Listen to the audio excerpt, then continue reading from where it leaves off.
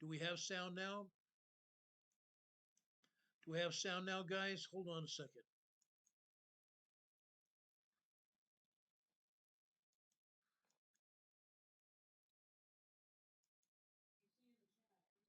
Yes, I see that.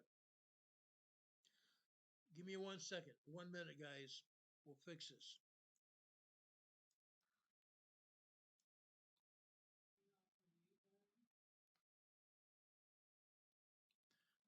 No, the mute button was not the problem. Somehow, somewhere, some way, our microphone got turned off. Now I'm reapplying the sound now. You can probably hear me now to some extent here, but I want to get this up where you can hear it really well. All good now? That's great. Okay. Again, my name is Ron Tyler. This is Emergency Management Associates here. On this channel, we talk about emergencies and preparedness. We talk about disasters as well. Okay. There is a reason we call this Emergency Management Associates. Yes, in the beginning, I wanted to truly try to make this about people that deal with emergencies on a regular basis. That was my emphasis, but that is over 6.5 years ago. Okay. Now we talk to the world. We talk to the everyday citizen about emergencies and disasters in your area around the world, not just here in the United States, but around the world. Okay. Now, today we're going to talk about earthquakes. Okay. But before we get started with that, I want to first tell you more about what this program is about. In order to do that, I'm going to ask you to do several things. Number one, if you like what we're doing on this channel, please give us a thumbs up from the very beginning. We appreciate that very much. Thumbs up lets YouTube know that you are interested in this program. Number two, don't leave after 5 or 10 minutes. The average view on this program has been over just about 12 to 15 minutes, and that's got to stop. We need to start viewing this program for longer periods of time. And I'm talking at least 20, 30, 50 minutes to an hour, at least. Okay?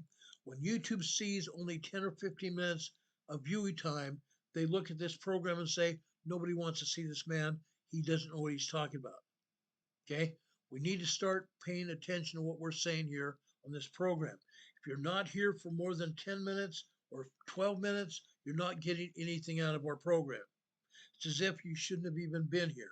I hate to say that, but guys, I'm wondering right now if anybody really cares about our program, whether anybody really wants to get anything out of what we're saying here.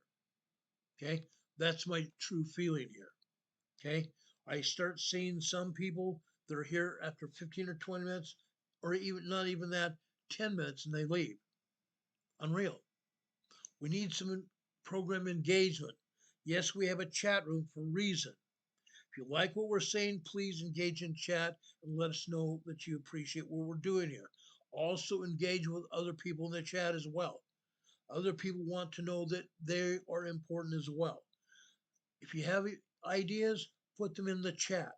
Also, at the end of our program, after this program is over, there is a comment section directly below this video.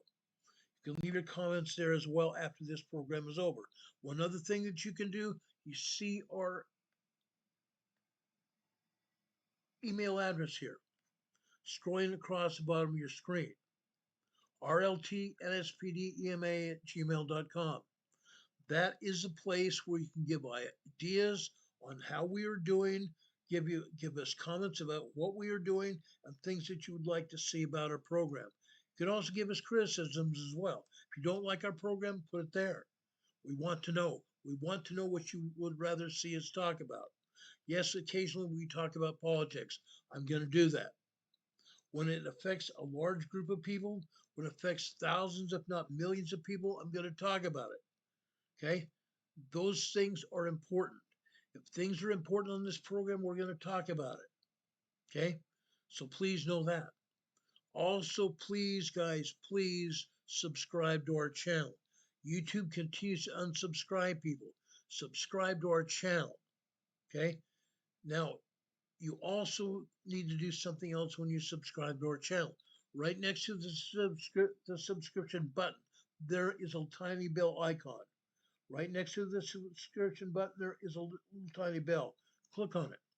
When you click on that bell, three items will come up. A drop-down menu. Click on the word ALL, all. That should get you notified when we come on the air. We come on the air between 4 and 5 o'clock every day. I want to start coming on the air just immediately after 4 p.m. Eastern Time every day. I know I told you 4 p.m. before, but it's gotten longer because there's something that's happened that I want to put on the air and share with you. I'm going to try to not do that as much. If it's not already available, I'm not going to talk about it unless it's an absolute emergency. But I want to make a regular time that we're going to be here for you. I know some people want us to be on the air at 4. I'm going to do my darnest to do that. Okay? But I'm here for you. That is our main emphasis of this program. I'm here for you. Now, I'm going to get off a little sidetrack really quick for myself, give you an idea of what I've done today. Now, there were two police officers unalived on August 17th. One other officer, Officer Allred, and his canine he had in his vehicle with him were shot and wounded. They are in the process of recovering right now. They're doing well right now. But the two officers' funeral was held one yesterday at noon Mountain Time in Logan, Utah. Eric Estrada. We talked about Eric Estrada yesterday evening. The second officer that pulled up after Estrada and was also shot and unalived was my second cousin. I attended his funeral this afternoon. Again, his funeral was at 12 noon Mountain Time, or 10 o'clock a.m. Mountain Time. I viewed it at 12 noon Eastern Time here. I was a part of it until about 2:30 this afternoon, at which time his funeral procession proceeded to the Tremont Garland Cemetery, where he is being laid to rest as we speak. There's some takeoffs about this that I'll discuss another time, but I want to maintain the integrity of our program. I want to talk about emergencies and I want to talk about disasters. Nova Scotia Rich is saying there's extreme wildfire here, getting bigger, very dry, and not enough rain. I totally understand that, Rich. God bless you and all of your family members and neighbors out there. I understand it's going to get really bad. Okay? Every year we undergo this same fire danger over Nova Scotia and even more so over in southwestern Canada. Southwestern Canadian wildfires are still growing.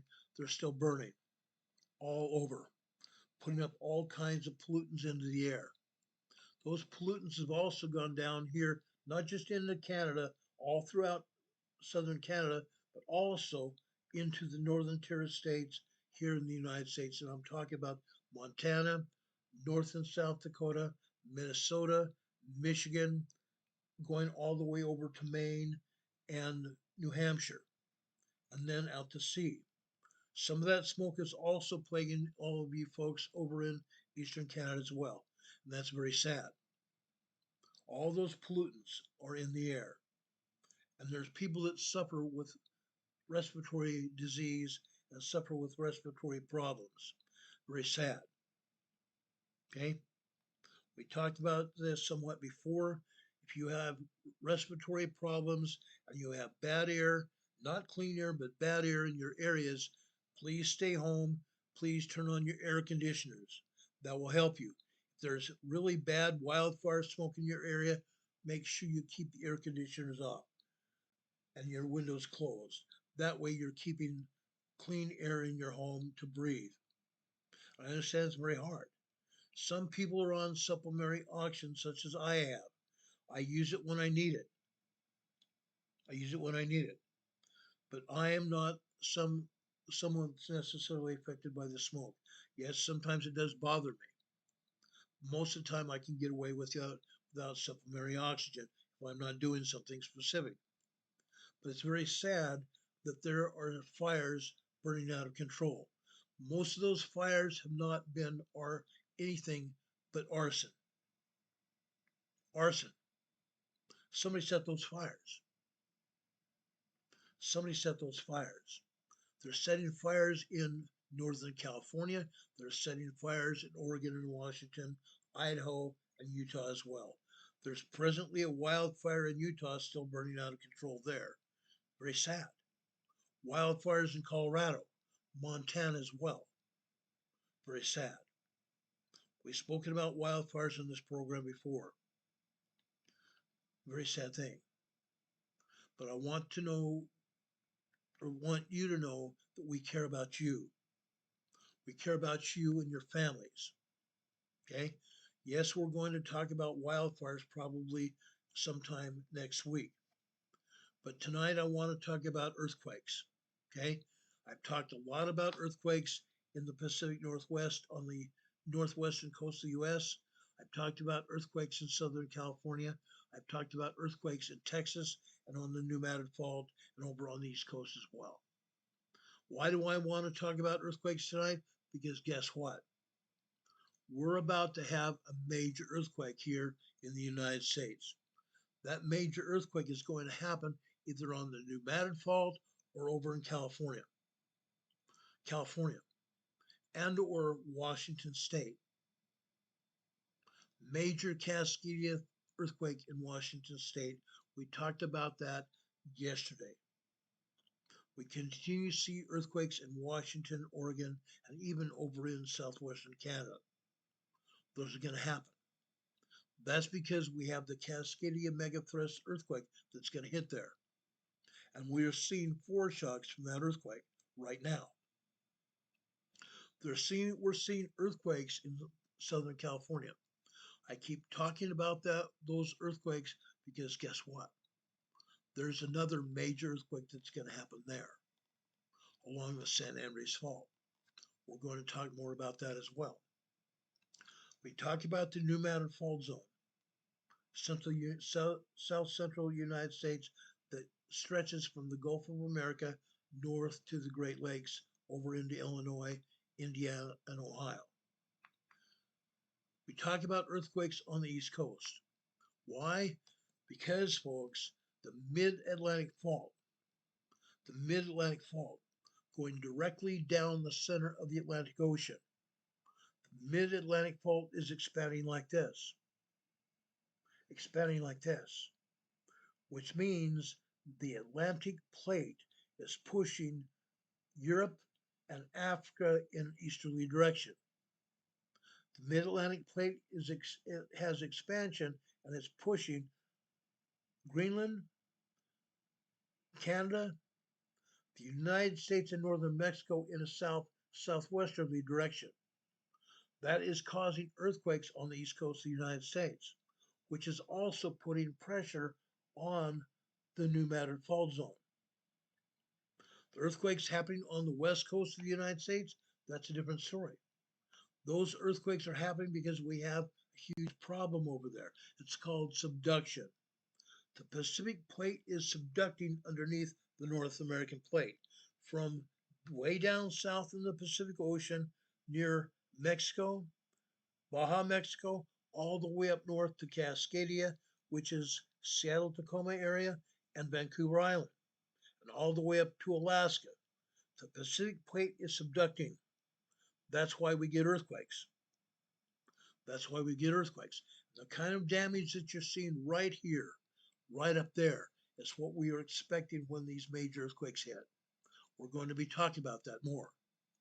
Right now, I'm going to take that down. I'm going to take you over to the USGS map. I want to show you what is exactly happening right now as we speak. Okay, I'm going to take down our banner here. I'm going to take down our webcam. That way you can see what I'm talking about here. Okay, I show this at least once a day, every day, so you'll know what earthquakes are happening. Now I'm going to start over here in the Alaska Peninsula and also over here in the Aleutian Island area. Yesterday over here in the Aleutian Islands, we had a 5.6 earthquake, a large 5.6 earthquake. Today, it's not that. Today, we have a 5.1 earthquake here, a large 5.1 earthquake. A 5.6 yesterday here near Atka, Alaska, and now we have another 5.1 here. What's going on? I'm going to explain what's going on right now. All the large earthquakes that we've had over here off the southeast coast of the Kamchatka Peninsula, that seismic energy is now moving north and it's moving east along the Aleutian Island fault zone. All that seismic energy is moving along the edge of the plates. The edge of the plate is the Aleutian Island fault zone. And over here on the eastern side of the Kamchatka Peninsula, the edge of the Pacific plate. Okay? That energy's gone over here to Atka, Alaska. Two large earthquakes, one yesterday, which was a very large 5.6, and today another 5.1 large earthquake today. Now, fortunately for everybody that's around, this area is very sparsely populated, if anything's even here. Okay? If anybody's even here, it's very sparsely populated. Probably, I'm going to say probably, no one felt this earthquake. There's no islands anywhere near this earthquake. Large 5.1 earthquake out here in the northern Pacific and Baltic Ocean. Okay? On one side of the Aleutian Island fault, we have the Baltic Ocean on the north and the Pacific Ocean on the bottom, on the southern side. This looks like to be over here in the Baltic Sea. Okay? 5.1 earthquake here. Okay? West of Adak, Alaska. Okay? We also have one other minor tremor here in the Rat Islands here. Okay? This is a 1.4 tremor here. Not a big deal. Not a big deal. Yes, we have other earthquakes over here in Alaska. Most of these are tremors and minor earthquakes. Tremors and minor earthquakes. For example, this earthquake right here. This is southwest of Anchorage, Alaska. This is a 2.2 minor earthquake. 2.2 minor earthquake. Just northeast of Anchorage here, this is also a 2.0 earthquake. North up here, almost directly north of Anchorage, we have a 1.2 tremor. Okay? West of that 2.2 you saw over there, west of the 2.2, this is a 1.2 tremor near Beluga, Alaska. Not a big deal. Okay? There are other earthquakes here as well. Fortunately, we do not have anything in Denali National Park. Northwest of Denali, we do. This is a 2.3 earthquake. This is actually 19 miles northwest of Denali National Park. USGS has the directions of this wrong. They have this east-southeast of Denali. No such thing. Yes, there are coordinates for east-southeast, but this is northwest of Denali National Park. Yes, there are earthquakes up here to the north of there. This is a 1.8 tremor near 4 Mile Road, Alaska. Right next to this is another 1.4. Both of these earthquakes are very shallow depths. Very, very shallow depths. And USGS is not even showing the depths on these earthquakes. This earthquake right here, that is a 1.1 tremor. This is 11 miles deep. 11 miles deep. We do not have any other earthquakes up even close to the Arctic Circle. The Arctic Circle is this grayish-white area up here in northern Alaska, the Arctic Circle. We have no earthquakes along the northwest shore of Alaska where the oil and gas pumping operations are going on. At least no earthquakes that they're showing here. Okay, let's go south and west here. I showed you the earthquakes over here southeast of the Kamchatka Peninsula. Let's go over here. Okay, This is more in the Sea of Okhotsk over by the Kuril Islands. This is a 4.5 earthquake. A 4.5 earthquake. Now, there are two earthquakes that concern me. These earthquakes off the coast of Honshu, Japan. Okay? This earthquake is a 5.5 very large earthquake. 5.5 to 5.9 can be considered very large earthquake. Less than 5.5, it is a large earthquake. This is a 5.5. This is 39 miles east, Onagawa, Japan. Onagawa-cho, Japan, off the coast. Okay? Now, this being a 5.5 earthquake, anybody living here near the coastline may have felt parts of this earthquake. Possibly not the full brunt of a 5.5 earthquake, but they did feel shaking here. Now, I don't think anybody on the shoreline has any damage to the property. I don't think that's the case. This earthquake was too far offshore to cause any real damage onshore. Okay? The ocean waters of this 5.5 earthquake, for the most part, were absorbed by the water of the Pacific Ocean. There's one other earthquake, which was an aftershock. This earthquake itself happened at approximately 12:29 p.m. today. This earthquake here happened at 12:51 p.m. One at 12:29 and one at 12:51, approximately 12 minutes later. Or I'm sorry, 22 minutes later. This is the large 5.0. Again, this is offshore, 38 miles offshore of Tonioka, Japan. Tonioka, Japan. Tonnioka, Japan. 5.0 large earthquake. Again, the ocean waters absorb the shockwaves of this quake. Let's continue to go south here.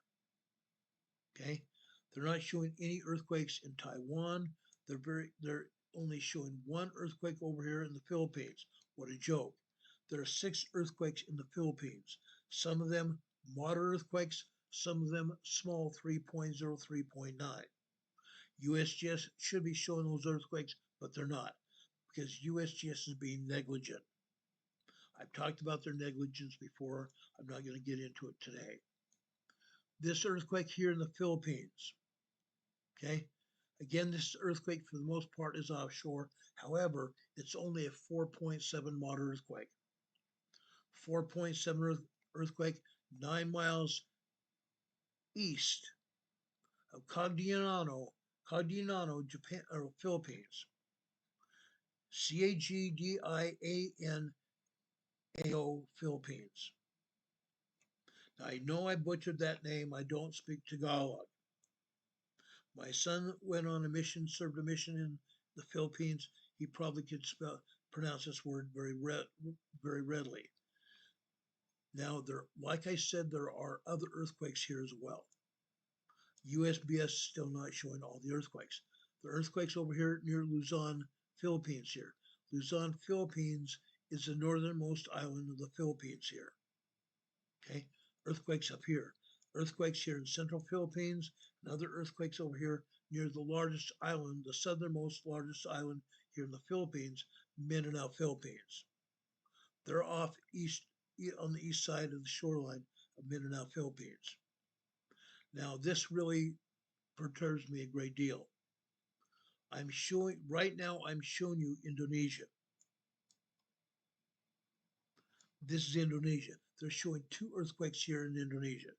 This earthquake on the southern side of Java, Indonesia, this is a 4.7 moderate earthquake. 4.7 moderate earthquake in the Indian Ocean.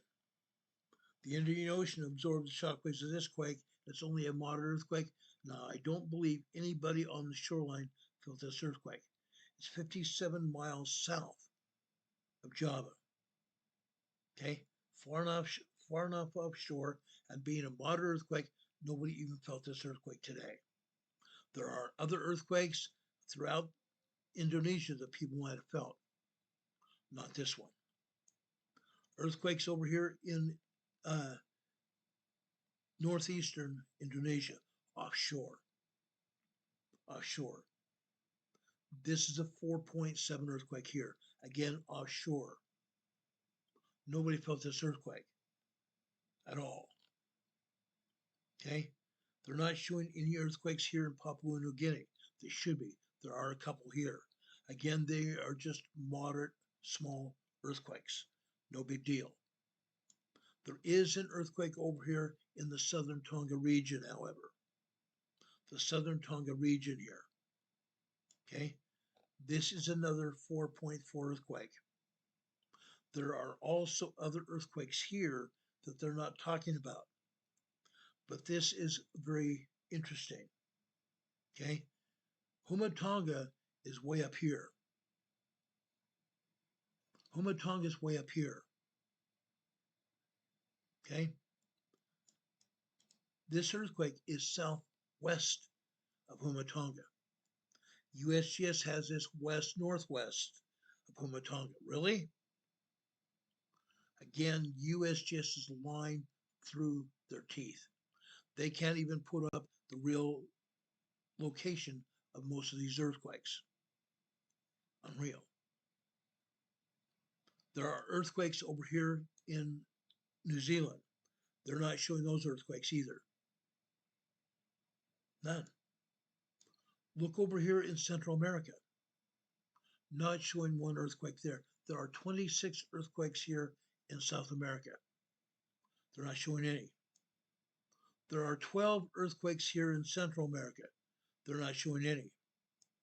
There are 42 earthquakes here in southern Mexico, stretching from down here near the Guatemala border, far enough up north here to Puerto Vallarta. 42 earthquakes that they're not talking about. A sad day. A very sad day. They don't want to acknowledge anything going on, do they? USGS does not want to take responsibility for anything. Anything. Okay? Down here in the islands here. Okay? Puerto Rico. Puerto Rico for the most part. Right here between Puerto Rico and the Dominican Republic. This is called the Mona Strait. This is a 3.5 earthquake in the Mona Passage here. A 3.5 earthquake in the Mona Passage. There is a very tiny island over here in the Mona Passage. But for the most part, it's uninhabited except for sailboats that come in here and pull up to the island. But a 3.5 earthquake in the Mona Passage today. Over here in southwestern Puerto Rico, these earthquakes here that I'm showing you here today are aftershocks of an 8.0 and an 8.4 earthquake that happened 6 years ago. Nearly 6 years ago. December 26th and December 28th. An 8.0 and an 8.4 earthquake respectively. Man-made earthquakes. Man-made earthquakes. Now, those of you that have not been part of our program, except for recently, they were man-made earthquakes. I will get into that another time. But these earthquakes did devastating damage to the entirety of Puerto Rico, especially down here to the south. This is a minor 2.1 earthquake. This is 9 miles deep. Up here to the northeast, this is also a 2.1 earthquake near Indios, Puerto Rico. This earthquake here is south of Guanica, Puerto Rico. One of my friends, Dominic, lives in Guanica, Puerto Rico. This earthquake is 4 miles from Guanica, Puerto Rico to the south. Okay, minor earthquake, probably nobody even felt that earthquake. Nobody even felt either of those earthquakes. They're very minor earthquakes. People feel 3.0 to 10.0 earthquakes. People feel those earthquakes. But today they didn't. Those 8.0 and 8.4 earthquakes devastated this area. Devastated it. Businesses and homes were either destroyed or knocked off their foundations. That's basically the simple part of it. They were either destroyed or knocked off their foundations. There was a natural monument down here in the coastal areas of southwestern Puerto Rico, right here on the beach. Okay, natural monument. When that 8.4 earthquake hit, it was a sandstone sculpture, an arch, a sandstone arch made by God. When that 8.4 earthquake hit, it crumbled that natural monument. That monument is either sand or rock on the beach today.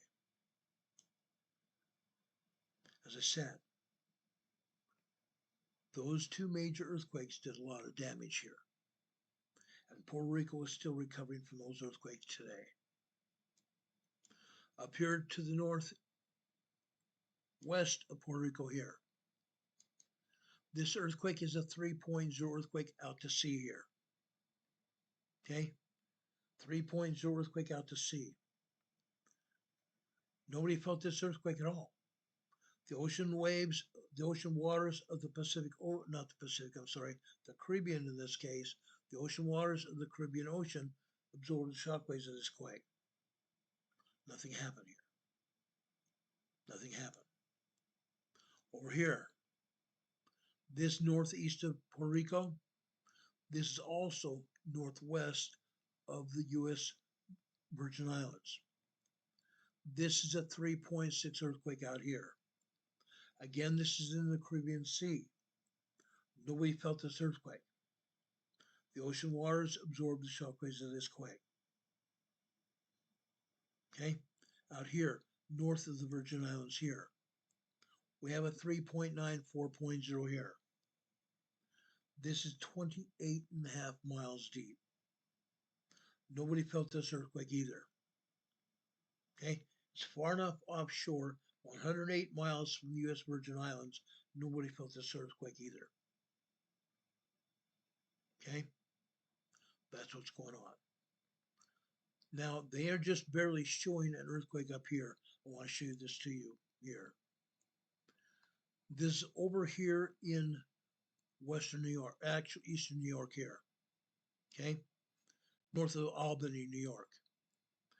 They say this is a quarry blast, a 2.1 minor earthquake, a quarry blast here. Let's go zoom in here and see what's exactly happening. Number one, it's not a quarry blast. It's not even near a quarry. It's out here in open fields. Okay, now guys, there is an earthquake fault out here. There are earthquake faults in this region. This is a 2.1 minor earthquake, not a quarry blast, but a minor earthquake. USGS does this all the time. Usually I show it to you over either in Oklahoma, Texas, or even California, or even Washington State or Canada. USGS tries to show an earthquake as a quarry blast, and I zoom in on it, and it's not a quarry blast at all, such as this is today. Not a quarry blast at all. This is an earthquake fault earthquake. Okay, a 2.1 earthquake here. Unreal. Unreal. And we may have more earthquakes after this. We've had earthquakes in this region before. It could happen again. Okay? I'm just pointing that out to you. We go out here to Europe. They don't show one single earthquake in Europe or Africa. None. None. Nothing here in the Middle East either. USGS should be ashamed of themselves. The preeminent seismic agency of the world not showing earthquakes. Not showing earthquakes. It's improbable that should even happen. Sad day. A very sad day. Now, as you can see, we're having earthquakes all over the world. whether USGS wants to show them to us or not. Yes, we have earthquakes over here in southwestern Texas. That's always the case. Earthquake swarms. Swarms, guys. Let's go over here into this earthquake in red. This just happened. Okay. This is a 2.3 earthquake. This supposedly is 12 miles north of Stanton, Texas. 2 years ago, we had a 5.1 earthquake here. So this is probably an aftershock. Probably an aftershock. What caused these earthquake swarms? Let's delve into what caused these earthquake swarms. Look at this. These earthquakes are smack dab right in the middle of an oil and gas pumping field. Oil and gas pumping field. And this earthquake is almost, well, it's almost smack dab in the middle of a field of 4 different pumps and jacks in this area. You can see the pumps and jacks on the ground on these pads. This is an oil and gas fracking earthquake.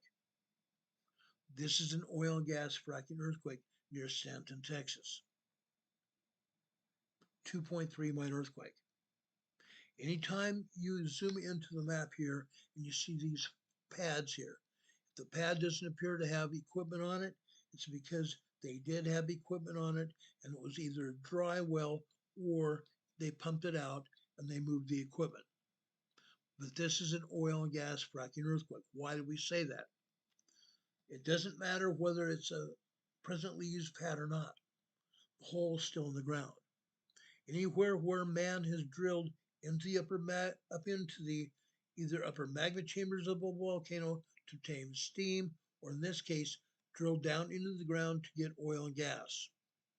When seismic energy comes around, it hits these holes in the ground and it becomes a man-made earthquake fault. These drill points are man-made earthquake faults. Again, we had a 5.1 earthquake here just a couple years ago, Stanton, Texas, because this is a huge, huge, huge man-made earthquake area. Pumps and jacks all over this area.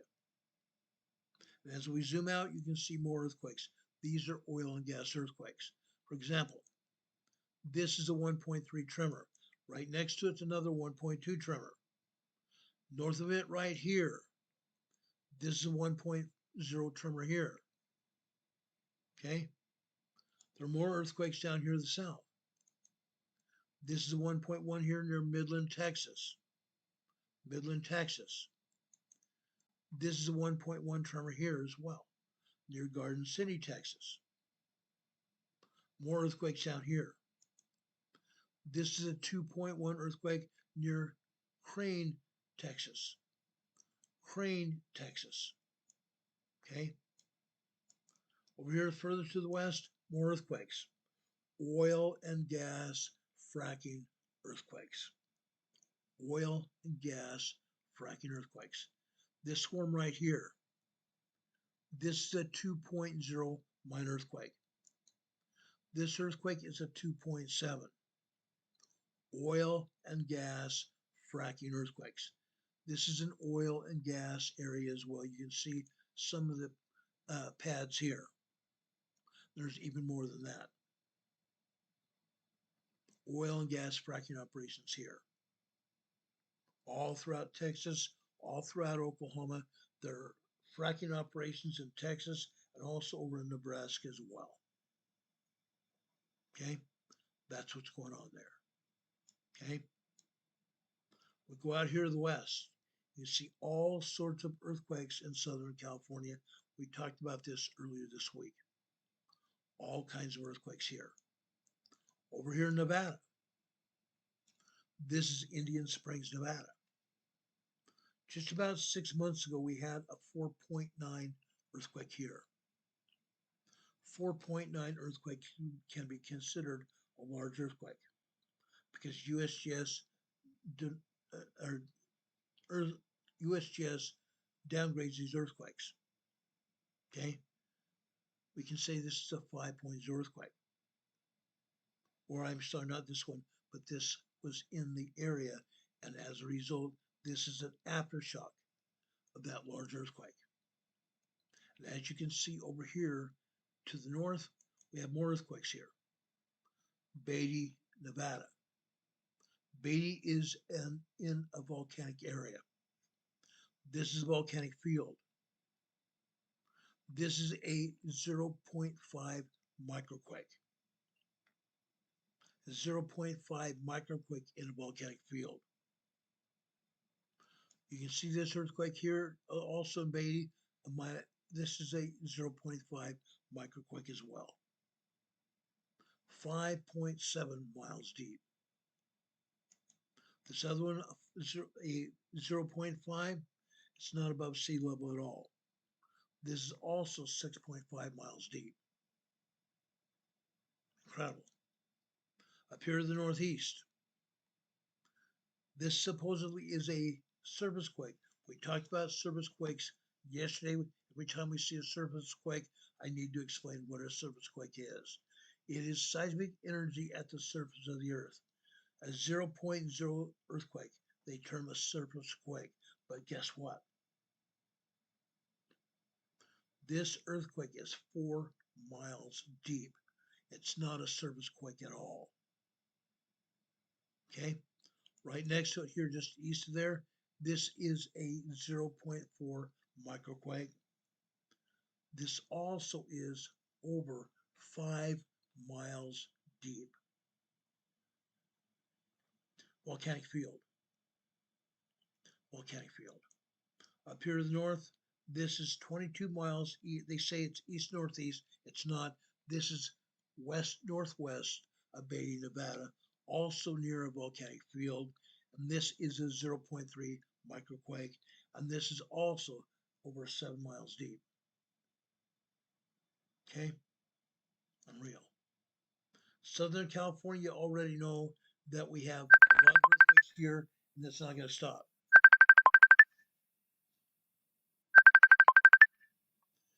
I'm sorry about that,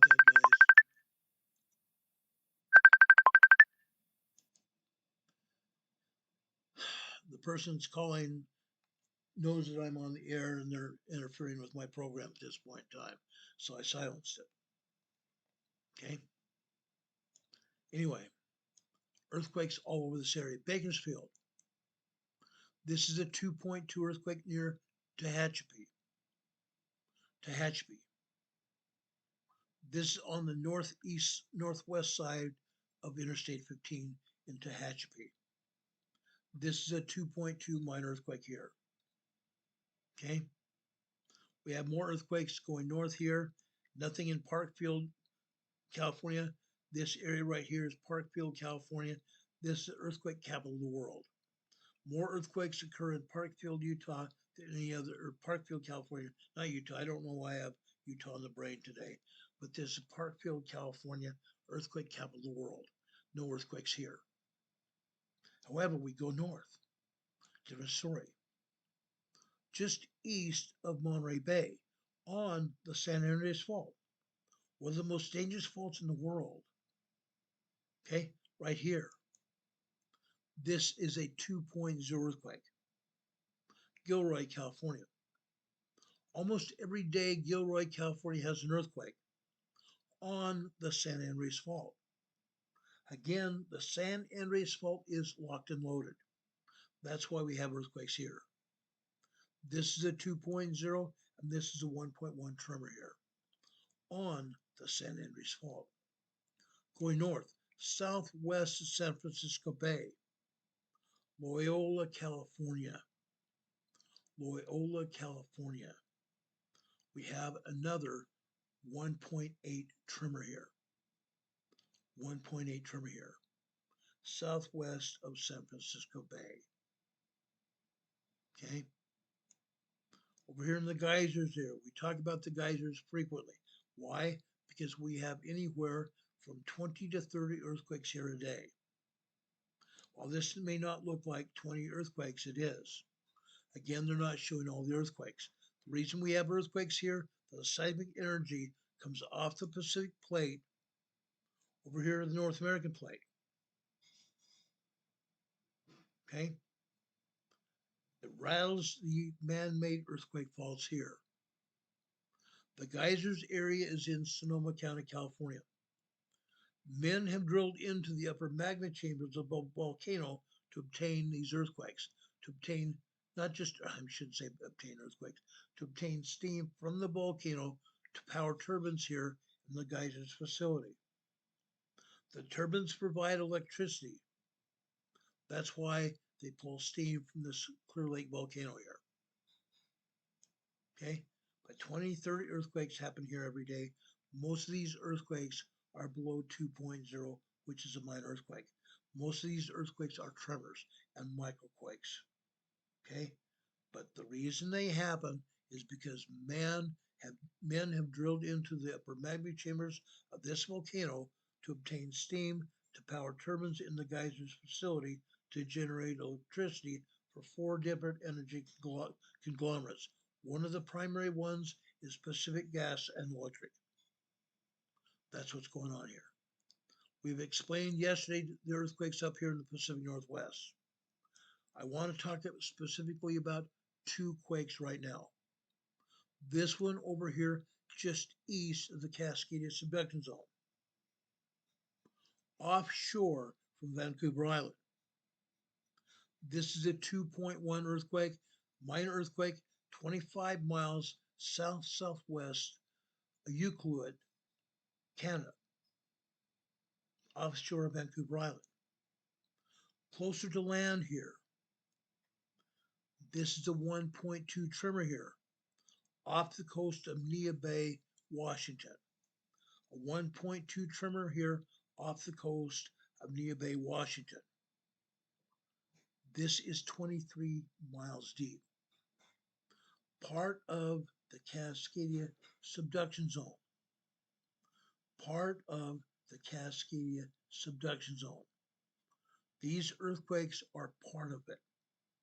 They are foreshocks of the impending 9.0, 10.0 earthquake that is going to occur here probably within the next 5 years. Probably within the next 5 years. Okay. The other earthquakes here you see are various areas that are also part of either the Cascadia subduction zone or they are at the volcanoes. That's basically the long and the short of it. Okay, so let's get off the USGS map here.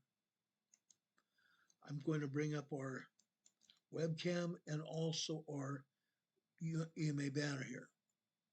Okay, I want to talk about earthquakes. I want to talk about earthquake preparedness. Okay, why is this important? I just got through showing you earthquakes literally around the world, specifically on hotspots, specifically about hotspots, showing you what's going to happen, showing you exactly what's going to happen. We are expecting major earthquake energy. We're expecting major earthquake energy in Southern California. We're expecting it in Central California and Northern Washington. It's going to happen. We're expecting a major earthquake over on the New Madrid Fault. It's going to happen. We see earthquakes around the world. They happen every day. Earthquakes can devastate people's lives. They can devastate people's lives. I want to talk about that. I want to talk specifically how they devastate and what they do. Now, what are we doing? Why earthquakes? Earthquakes are basically tectonic plate time bombs. Tectonic plate time bombs. Where massive earthquakes occur. Where massive earthquakes cause major shaking and destruction. We're going to talk about that. Specifically, California. California has suffered some destructive earthquakes in the past few decades. Among them, Sylmar in 1971, a 6.6 very strong quake. Somewhere, California. In 1987, the Whittier Narrows, a 5.9 very large earthquake. Loma Prieta, also 1989, a 6.9 very strong earthquake. And some geologists and a lot of people, scientists, say it was actually a 7.2 major quake. They said the Loma Prieta quake, happened in the beginning of October 1989 at the beginning of the World Series in San Francisco. It's called the World Series quake. At first they said it was a 6.9 quake, and now scientists are saying it was actually a very major earthquake, being a 7.2 major earthquake. Damage. Part of the damages you're seeing right here in front of you, I'm showing you this picture here, the slide. Damage. The Marina District was devastated. Santa Cruz and Monterey counties. I just got through showing you east of Monterey Bay and Gilroy. Santa Cruz and Monterey counties were devastated. San Francisco Bay was devastated. The Oakland Bay Bridge collapsed. The upper and lower deck of the Oakland Bay Bridge collapsed. Oakland Interstate 880, Cyprus, 1989 World Series television coverage of the earthquake. Big deal. Cyprus structure was devastated. Cypress Freeway devastated. Major buildings, structures in Oakland, California, devastated. Santa Cruz, Oakland, California, Salinas, California, torn apart. October 17th, 1989, 5:04 Pacific time. They were broadcasting the beginning part of the World Series on that date. Guess what? The duration of that earthquake was 8 to 15 seconds. An 8 to 15 second earthquake devastated that area, killed hundreds of people. 6.9/7.2 earthquake. It had a depth of 19 kilometers, 12 miles deep.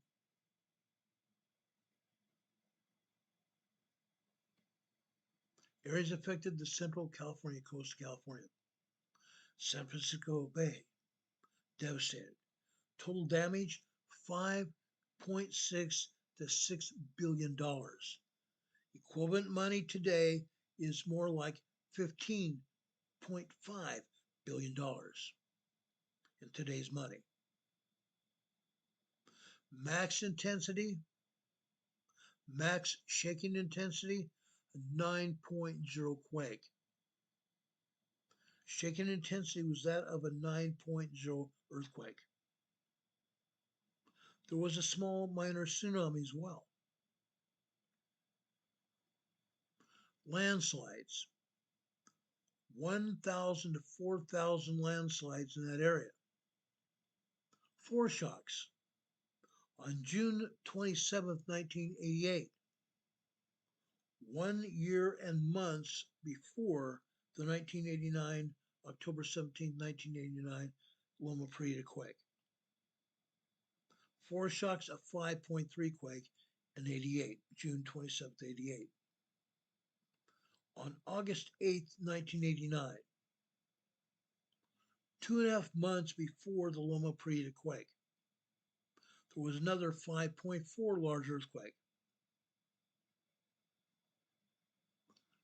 They say 63 people were killed, 3,757 people injured. 3,757 people injured. And USGS said, oh, they probably won't have any more than 1,500. Over twice that. Over twice that. The 1989 Loma Prieta earthquake occurred on California's Central Coast basis on October 7th at 5:04 p.m. The shock was centered in the forest of Nisene Marks State Park. Nisene Marks State Park in Santa Cruz County.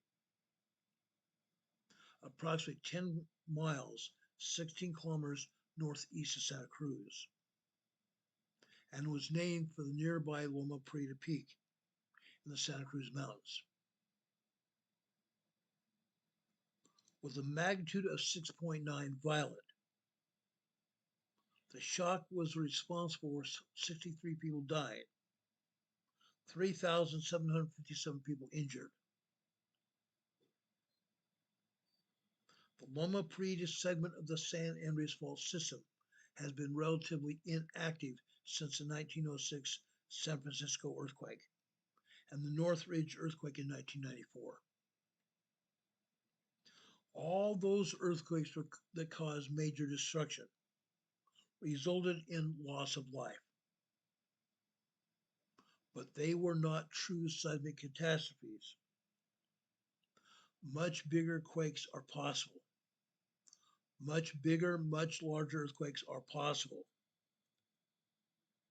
such as an event along the scale of the 1906 San Francisco Bay quake. Another example in the 2011 quake underneath New Zealand city of Christchurch, which was the subject of a Times report. It was a magnitude 6.2, very strong quake, but it became New Zealand's second deadliest quake on record, unaliving 185 people and irrevocably destroying large parts of its downtown Christchurch area because the earthquake hit directly underneath the city. One of the nation's oldest cities, one of the world's oldest cities destroyed. Experts are saying a smaller quake in California would be much more destructive. There are some scenarios here. I want to talk about these scenarios. These scenarios will give you some import into what you and your family may face if you live in California. And even if you don't live in California, you have friends there, you have family there. Those people will be affected by what happens here within a matter of months or even years. The earthquake's going to hit. A hypothetical magnitude 7 earthquake along the San Francisco Bay Area, the Hayward Fault. That earthquake would result in severe, violent, and extreme shaking along large swaths of the East Bay, North Bay, and Silicon Valley. Yeah. That's bad. That's bad. But according to the USGS, by contrast, the magnitude 6.9/7.2 Loma Prieta quake of 1989 caused only such shaking in the Santa Cruz Mountains, Watsonville, and Gilroy, San Francisco Bay Area scenario. A landmark report in 2018 by the USGS estimated that at least 800 people could be unalived and 18,000 people injured in a hypothetical major quake, a hypothetical 7.0. Yet the 6.9 was a 7.2 earthquake. They now said that. It sounds low. The sound is low. Okay. Rebecca says it sounds low. I'm going to turn it up even more of that.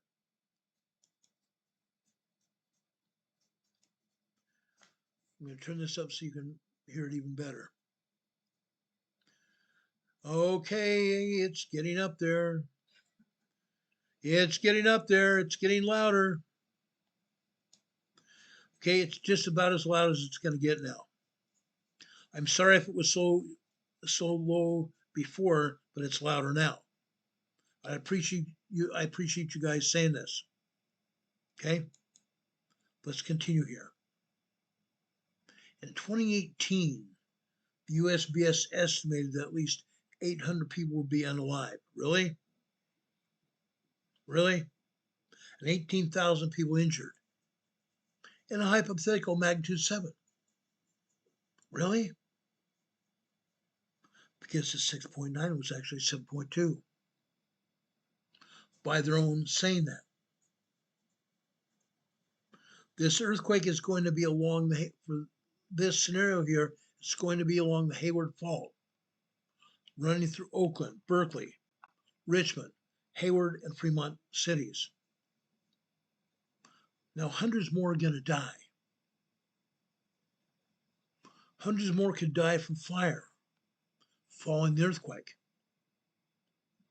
All of you know that during the Loma Prieta quake, the shaking snap gas mains, the shaking snap water mains, as I said before, the Oakland Bay Bridge ramps, the upper level and the lower level of the bridge collapsed.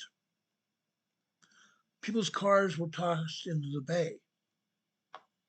Some people's cars were smashed to bits by the upper part of the bridge collapsing on the lower part, pinning people in their vehicles. Incredible. They are saying now that over 400 fires could ignite, burning the equivalent of 52,000 single-family homes. A lack of water by snap water mains would prevent firefighters from extinguishing the flames. A lot of the mains and a lot of the water lines are underground and they're old pipes. They're old pipes. Some of them are old lead pipes at that. These old pipes shattering are going to make matters worse. Geophysicist Ken Hoodnote said, this fault is what we sort of call a tectonic time bomb. David Schwartz, which is the geologist emeritus, said the Hayward Fault, it's just waiting to go off. It's waiting to go off. The Hayward Fault is on the east side of San Francisco Bay. And out eastward from that is the Calaveras. On the west side of San Francisco Bay, we have the San Andreas. Any one of those faults going off is going to cause major destruction in San Francisco. Fact. The Hayward Fault itself on the east side of San Francisco is so dangerous because it runs through some of the most heavily populated parts of the Bay Area, spanning the length of the East Bay from San Pablo Bay to Milpitas. I'm sorry, not Milpitas, Milpitas. From the East Bay, from San Pablo to Milpitas. Heavily populated area. Out of the region's population of 7 million, 2 million people live on top of the fault. The region's population, 7 million.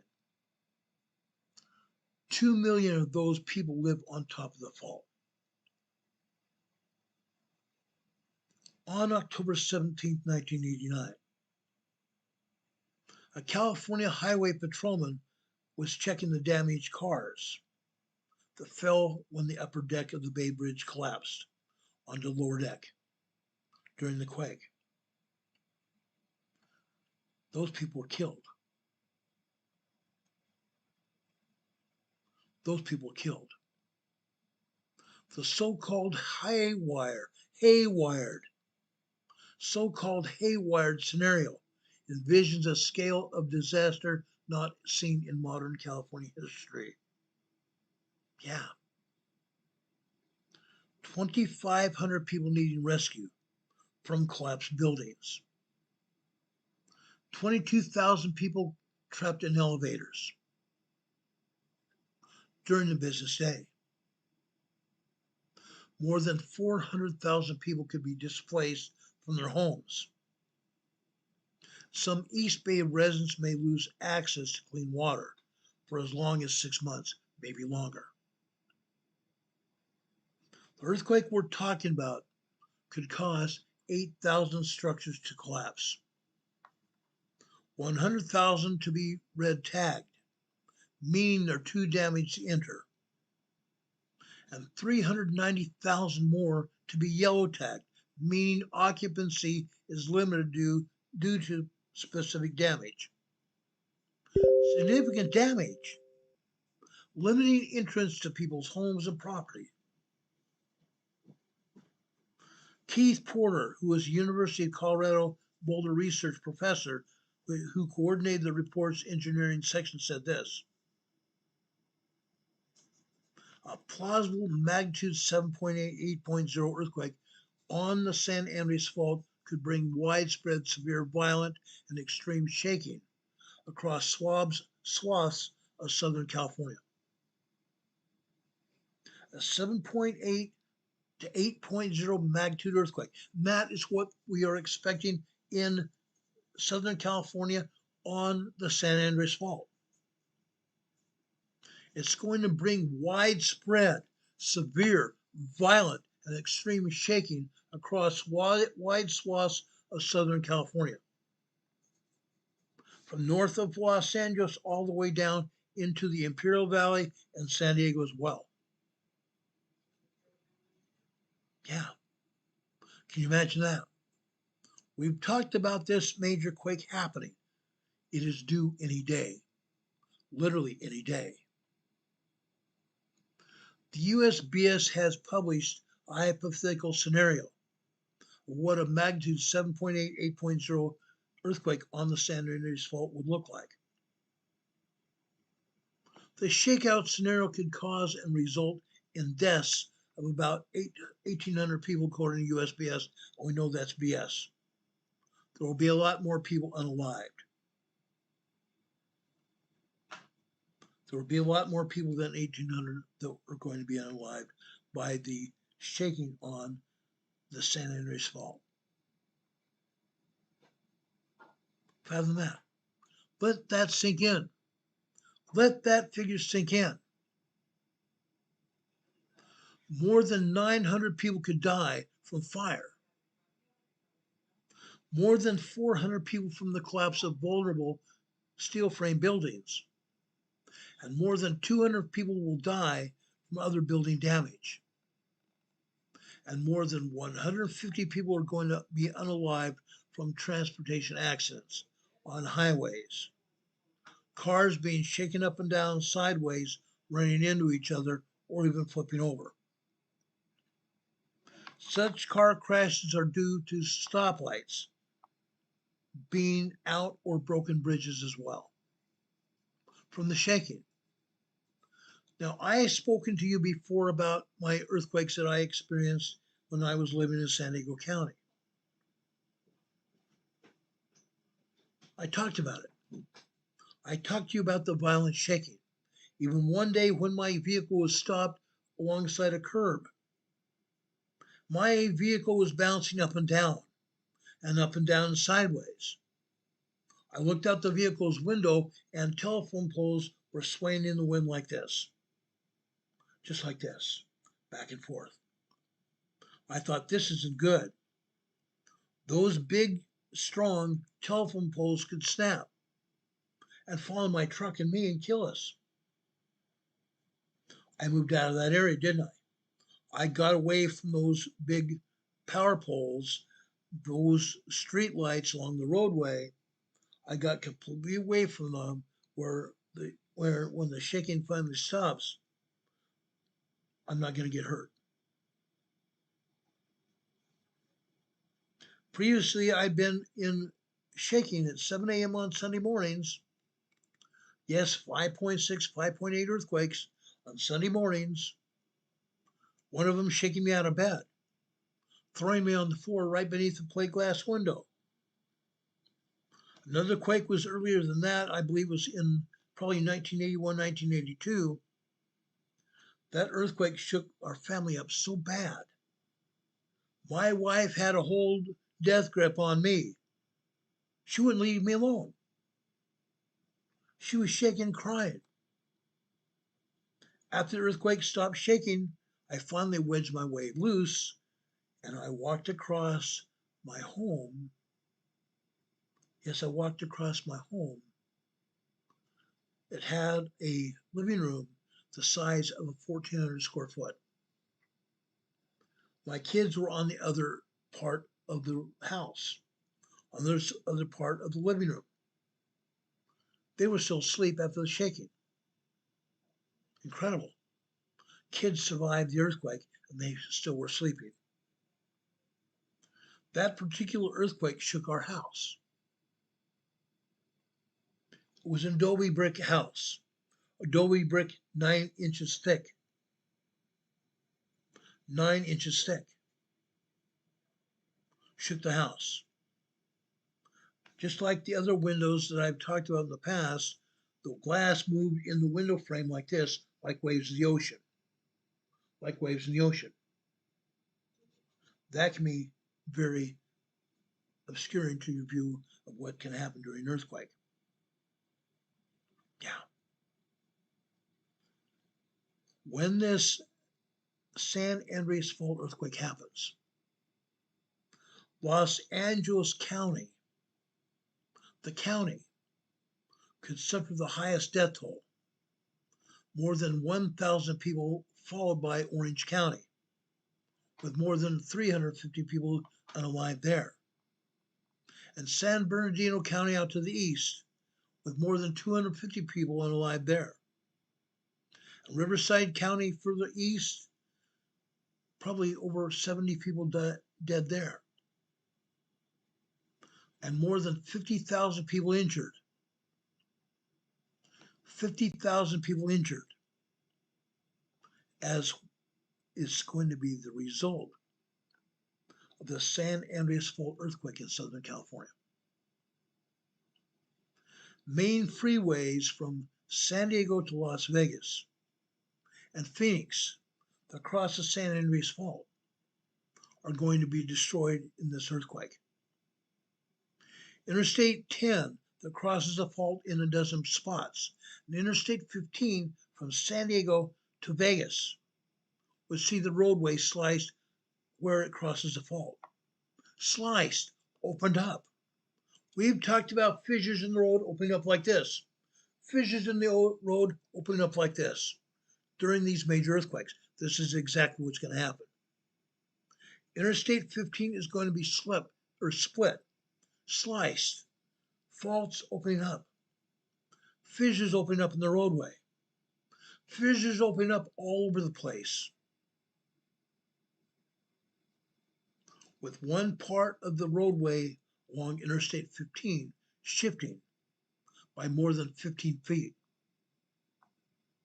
Yeah, a roadway shifting by more than 15 feet. Imagine that. One seismologist, I'm not even going to name her because I don't like her, I don't respect her at all. She said a powerful earthquake hit Los Angeles in 1933.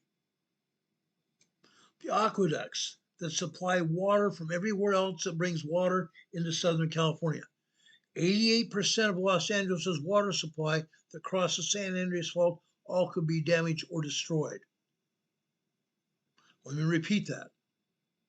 The aqueducts that bring 88% of water to Los Angeles and to Southern California, that those aqueducts cross the San Andreas Fault, all those aqueducts could be damaged and destroyed. Yes, destroyed. A big threat to life would be collapsed buildings. As many as 900 unretrofitted brick buildings are going to collapse. As many as 900 unretrofitted buildings, brick buildings close to the fault, could come tumbling down on occupants, pedestrians, sidewalks, and even roadways, crushing cars, crushing people, and buses in the middle of the street. 50 brittle concrete buildings housing 7,500 people could completely or partially collapse. 50 brittle concrete buildings could completely or partially collapse.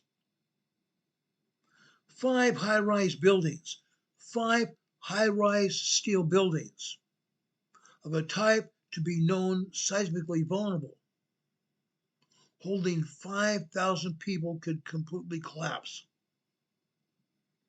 From 500,000 to 1 million people could be displaced from their homes as a result of the San Andreas fault.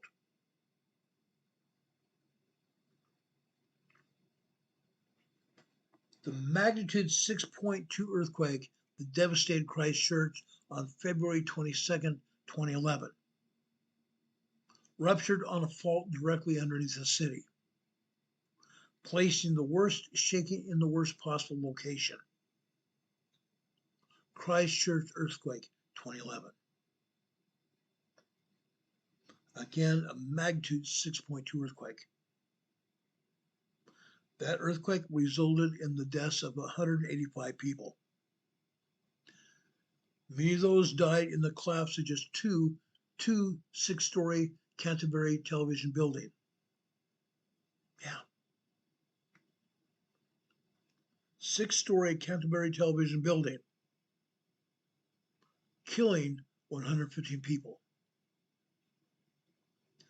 The 5-story Pine Gold Corporation building collapsed, causing 18 people to be unalived. 2 other buildings came close to catastrophe. The 27-story Hotel Grand Chancellor nearly collapsed. The 22-story building, the hotel, nearly collapsed. At the Forsyth Bear building, 18 stories high, many occupants became trapped when both sets of stairways collapsed. Stairways collapsing. They tell you not to use elevators, to use stairways. Imagine that. More than 40 people were killed from older unreinforced masonry or brick buildings or block concrete structures. The vast majority of them had been outside the collapsing structures. Outside the structures, because they were too close to the collapsing structures, including pedestrians and those riding in vehicles when those buildings collapsed. So many buildings came tumbling down that Christchurch City Center was cordoned off to the public. Some areas were cordoned off for more than 2 years. The quake itself redrew the geography of Christchurch and the downtown area. And that area is now flatter than smaller, with 1,500 buildings in the central business district having been demolished. 1,500 buildings demolished.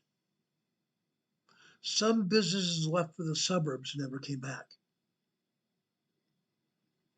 Officials also bought and demolished 8,000 homes along the rivers, the coast, and in the hills, and restricted those areas from future development.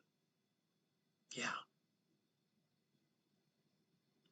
Did you know that the eastern side of the North Island of New Zealand, Roe Island, is expecting an 8.0 earthquake within the next 20 years? Yeah. The North Island of New Zealand is expecting an 8.0 earthquake within the next 20 years. And they said it is imminent. It could happen at any time. Christchurch is on the north part of this South Island. Christchurch closest Port Lyttelton, Lyttelton, New Zealand's 3rd largest ports, suffered massive devastation, incurring more than $320 million in damage, so extensive that the rebuilding process was expected to take at least 12 to 15 years. That was a big blow to Littleton, and Christchurch. A big blow to Christchurch and Littleton's damaged wharfs no longer allowed large cranes or even large cruise ships to dock. Large cruise ships are expected to return to Littleton possibly even next year. Think about that. Now, let me bring this more closer to home.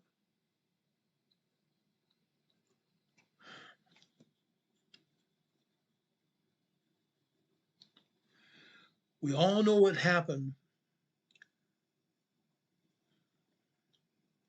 We all know what happened when the Ridgecrest quake hit. Okay? The USGS tried to tell us that the two earthquakes that hit were not really there. They first said one was a 6.9 and the other was also 6.9. They took one of those earthquakes down. Guess what? The earthquake still happened.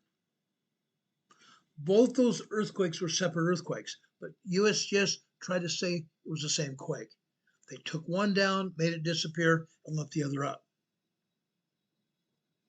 Then later they said that earthquake was a 7.2 earthquake. Really? How about the other? They said it was a 6.9, but they said it went away. They made it go away. Two separate earthquakes, two separate times. 6.9 before the other 7.2.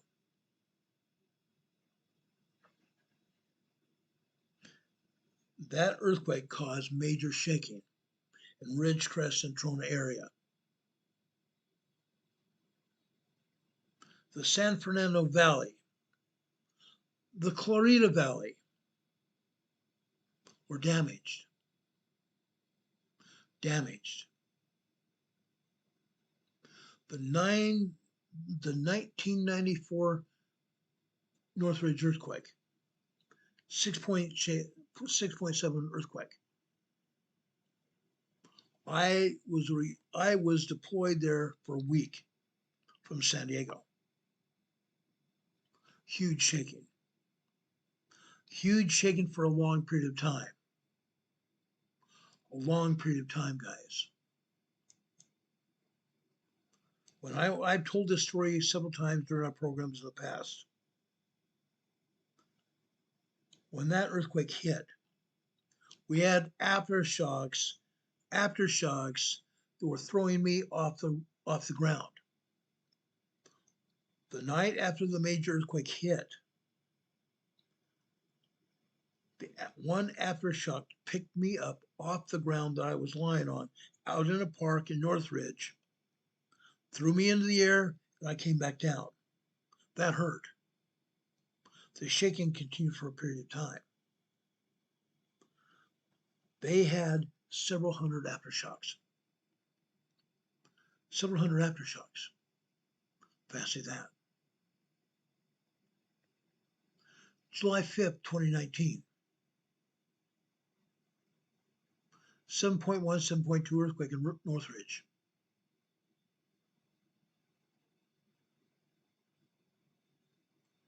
Northeast of China Lake. Naval Air Weapons Station, China Lake. Did damage there as well. That earthquake hit near Ridgecrest on July 5th. There were several other foreshocks, very large, very dangerous foreshocks on July 4th. But the strongest on July 5th was worse. The strongest quake to hit California in 2 decades. The Northridge earthquake was estimated to have $5 billion in damage. Caused $5 billion in damage to Naval Air Weapons Station, China Lake. The United States Navy's largest base for developing and testing weapons of warfare. located there in the Mojave Desert.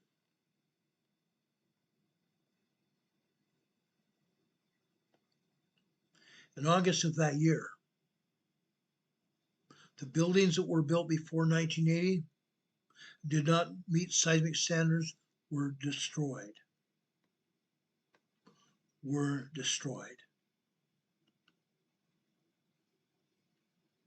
The nearby town of Ridgecrest, that town sustained relatively little damage.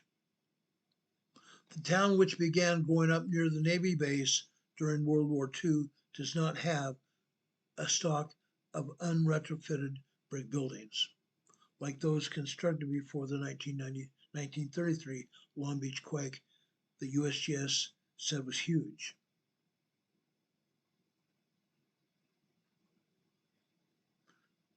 Seismologist Susan House said there are also very few soft-story apartments, weak ground floors built to accommodate parking beneath them.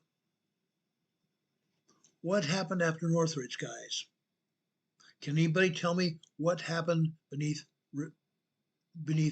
Ridgecrest, beneath the apartment buildings and other buildings there in Northridge? The buildings collapsed upon vehicles parked underneath the building. Pancaked. Weak ground floor apartments pancaked on the parking or the vehicles in the parking area. Buckled asphalt near Ridgecrest. While mobile homes were torn off their foundations, chimneys fell, gas lines leaked, and some homes caught fire. Many buildings did just fine, and some businesses were up and running within a day or two of the Ridgecrest quake. The Ridgecrest cinemas, which suffered a roof collapse in one theater during the July 5th earthquake, that theater reopened most of its screens later that month. Trona, the desert community east of Ridgecrest. Trona is an unincorporated town, southwest of Death Valley. Trona has a population of maybe 2,000 people now. Trona appeared to have been hit harder than Ridgecrest was. More than 30 homes in Trona were red tagged as uninhabitable. Homes in Trona and other San Bernardino County communities were red tagged as uninhabitable after the earthquake. There was no running water. The electricity was unstable. Many residents were resorting to sleeping in sleeping bags out in the yards or beside roadways because their homes were uninhabitable. The Northridge earthquake in 1994. Okay. That earthquake, a 6.7, unalived at least 57 people and left more than 80,000 people, residential and commercial units damaged or destroyed. 80,000 people were temporarily homeless after that quake. The worst shaking was felt in a small section of LA County, with most damage in the San Fernando Valley. Wide swaths of the county did not suffer major damage. That earthquake delivered its worst shaking to relatively newer buildings in the San Fernando and Santa Clarita valleys. Yet it was recorded as a severe shaking earthquake.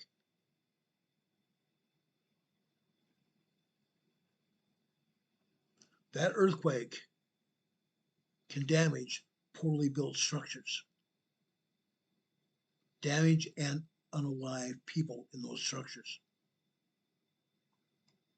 Cal State Northridge campus suffered heavy damage. 2 concrete buildings collapsed catastrophically. a Bullock's department store, and a Kaiser Permanente medical office in the San Fernando Valley collapsed.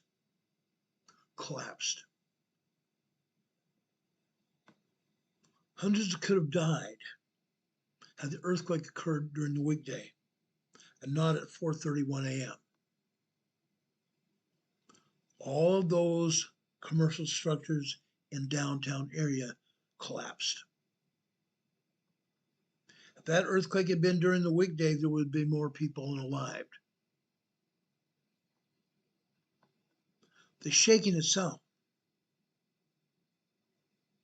The shaking nearly caused a new steel frame Automobile Club of Southern California building in Santa Clarita to collapse. A nearly completed building in Santa Clarita collapsed. A total of 200 steel frame structures. Steel frame structures are supposed to be able to withstand earthquakes. 200 steel frame buildings had significant cracking, raising questions about the safety of such structures during a severe earthquake. The shaking also severely damaged and destroyed 200 wood frame apartment buildings with flimsy ground stories. These are known as soft story buildings. Soft story buildings with parking underneath them. Those buildings pancaked. One that catastrophically collapsed on ground floor, killing 16 people, most of whom were sleeping. In 2015, Los Angeles County officials passed laws requiring retrofit of soft story and brittle concrete buildings. 2015, just 10 years ago. The term soft story refers to a one-level building that is significantly more flexible or weak in lateral load levels, lateral load level resistance than buildings above it, and the floors of the foundation below it. 70% or greater reduction from one floor to the next. 70% or greater reduction, collapsing from one floor to the next. There is no LA retrofit law for steel frame buildings. Although nearby cities, two nearby cities, Santa Monica and West Hollywood, they do have that requirement. The Northridge earthquake caused $20 billion in damage and $49 billion in economic losses. Rob was there when that earthquake happened. Rob and I have talked significantly about that earthquake and what happened. He was there when it happened. I was there shortly after it. What do you think is going to happen next time? Can anybody tell me what you think is going to happen next time?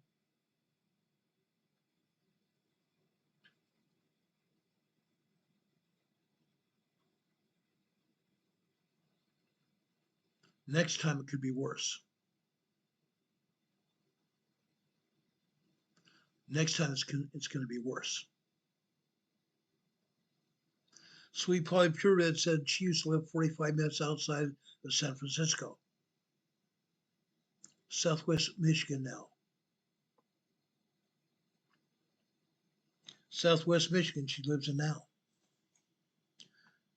That area could also be suffering from a volcano erupting in the Great Lake. Yeah, Michigan. Did you guys know that there's a huge volcano in the Great Lake there? Yeah. Polly Purehead says, don't worry, we can't take it with us anyway. Guys, I'm not worried about taking it with us. I'm worried about saving lives here. That's all I worry about is saving lives. Saving lives. Soul Shaker says it's going to be worse. I have to agree. I have to firmly agree. It's probably going to be worse. Are we ready? Are we ready for what's going to happen? That's why I'm talking about today. Are we ready for what's going to happen? If not, why not? What do each of us need to do to make us ready?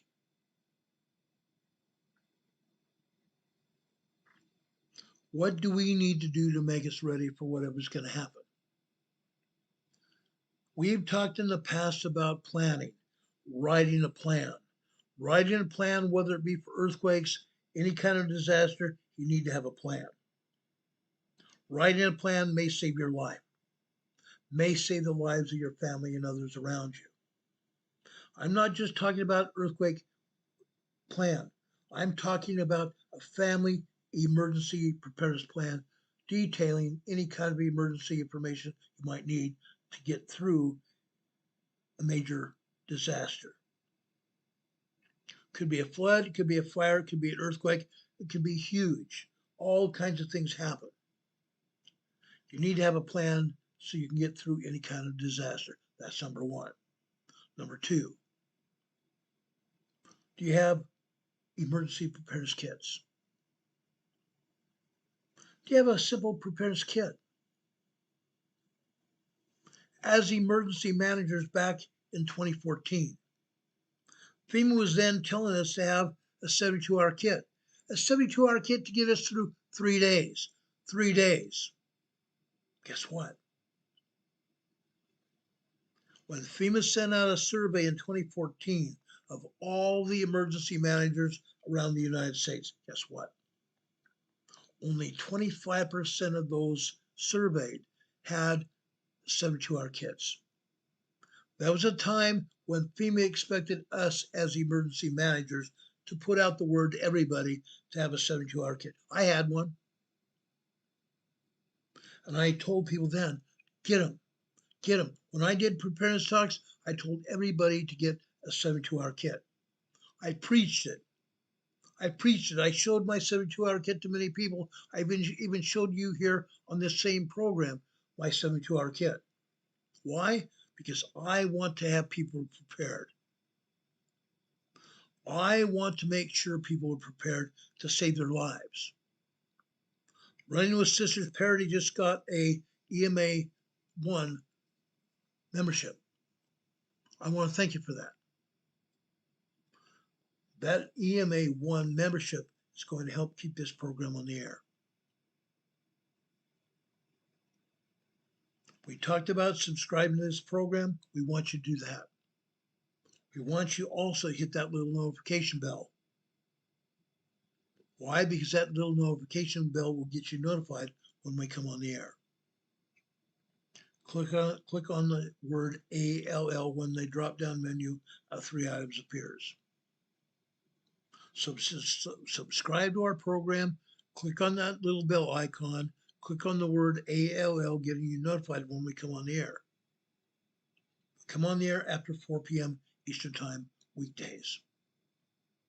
We also come on the air when there's a disaster or an emergency anywhere around the world, because everyone deserves to, 1, to know about it, and 2, to make sure that we are prepared for what happens after the disaster hits. Everybody needs to know about it. We talk about here in the program. No other program does that. No other program does that. We do. We speak about emergencies and we speak about disasters.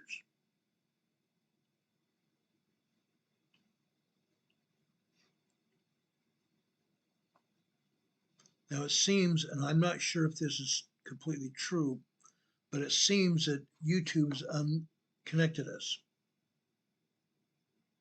My software here is trying to reconnect. Folks, are we still connected? Do you still hear us and see us here?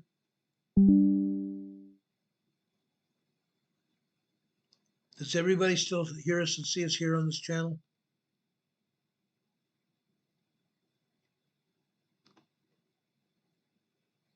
Michael Kearney says it's been an exceedingly tough week. It really has. It really has. Guys, I talk on Fridays about preparedness. We talked about Preparedness Fridays. Okay? We talked about the earthquakes up and down California and also over in the Pacific Northwest. These earthquakes are going to happen. They're going to happen. They're going to devastate their communities anywhere near it. I want everybody to be prepared. I want everybody to be prepared. Again, write an emergency planning guide. Write a planning guide for you. My planning guide here is over 100 pages long. Yours might not have to be that way, but my plan covers every kind of emergency possible. That way, we're going to survive it. Again, we talked about a preparedness kit. We talked about 72-hour kits. Folks, I want you to have a 72-hour kit for each member of your family. I want you to have a preparedness kit for your family. Food, water, clothing, a first aid kit, and even salting away money each time you get paid. Salting away money and putting it in your preparedness kit. Salting away money for an emergency that happens. Please do that. This is going to help protect you and your family in an emergency. A preparedness kit, water, food, clothing, everything. I would like to see everybody have that. I'm asking you all now, make sure you have a preparedness kit and do it now. Do it now. You never know when an emergency might happen, whether it be a fire, flooding, rainstorm, whether it be a tornado, a hurricane, or an earthquake, or a shooting in your area that could devastate your area. You never know. You need to be ready for whatever emergency happens. I'm telling you right now, get ready. It's going to happen. It's going to happen. Folks, please get ready. Please get ready. As I told you during the past 2 weeks,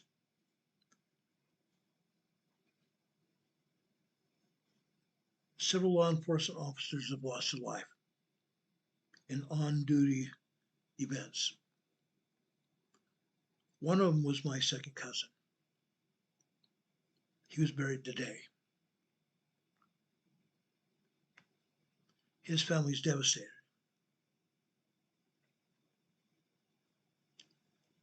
Another friend of mine was killed several years ago by some idiot on the freeway that ran him down on duty. His wife spoke today about the devastation she still has as a result of her husband's on-duty death. She said she visited his graveside weekly, if not sometimes daily, because the man that he was, his body is in the grave, and she is still here. And she's waiting for the day that she can join him in heaven. That's part of the Lord's plan. That's part of the Lord's plan. Jesus Christ didn't just die for our sins. Jesus Christ also made it possible that we could be resurrected. He also made it possible that we can live again with our Heavenly Father, where my cousin Lee Sorensen is right now, where my parents are, our dear stepmother, our aunts and uncles. I'm looking forward to that day to join them as well. Brothers and sisters, if you have not already made plans with your Heavenly Father, pray now. Pray now. Find your own testimony of Jesus Christ. Find your own testimony of Jesus Christ. Get to know Jesus Christ, who he is, and what he represents to you and the world. Obey his commandments. If you need to repent, repent. Repent. And don't make those same mistakes again.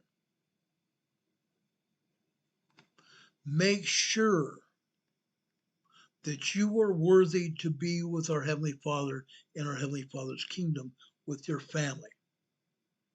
Make sure you are worthy to be with our Heavenly Father in his kingdom with your family. You can be.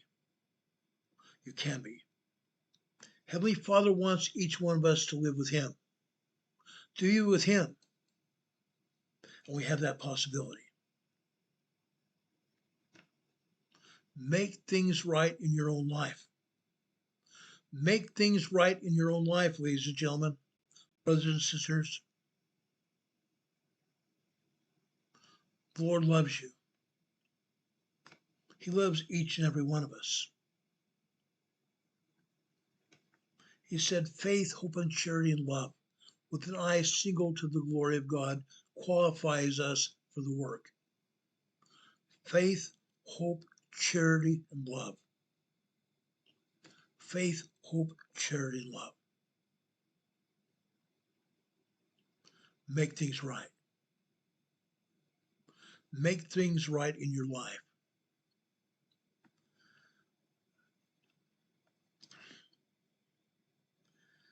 I usually say this for Sundays during my Sunday school class. But I'm going to tell you right now, I love Jesus Christ. I know Jesus Christ to be the Son of God, the King of Israel, the Omnipotent One, our Savior, our King, our Deliverer, our all. Find your testimony of Jesus Christ and make Jesus Christ real in your own life. I know that Jesus Christ lives. He hears and answers our prayers. His gospel is on the earth today. I bear testimony of that. The gospel of Jesus Christ is true. Find your testimony in Jesus Christ and then follow the commandments. Do the things that Jesus Christ would have you do. I love each and every one of you. I wish only the best for you. I've given you the opportunity today to prepare for whatever emergency that might happen in your life. Please do that. Please give us a thumbs up as well. We'd appreciate that. I ask God to bless you and God be with you until we meet again. If anything else happens today or tonight or tomorrow, we'll be back on the air to tell you about it as soon as the information becomes available. If you don't see us tomorrow, it's because nothing's happened that is sufficient to bring us back on the air. But if something does happen, we'll be here. We'll be here Sunday morning at about 12:30 noon with another episode of Come Follow Me, our weekly Sunday school class. Please join us Sunday afternoon at approximately 12:30 for Come Follow Me, the Savior said. Until then, guys, I wish you the best. God bless you. God be with you until we meet again. We'll see you on the other side. Good night, everyone. Have a good evening. Have a great week.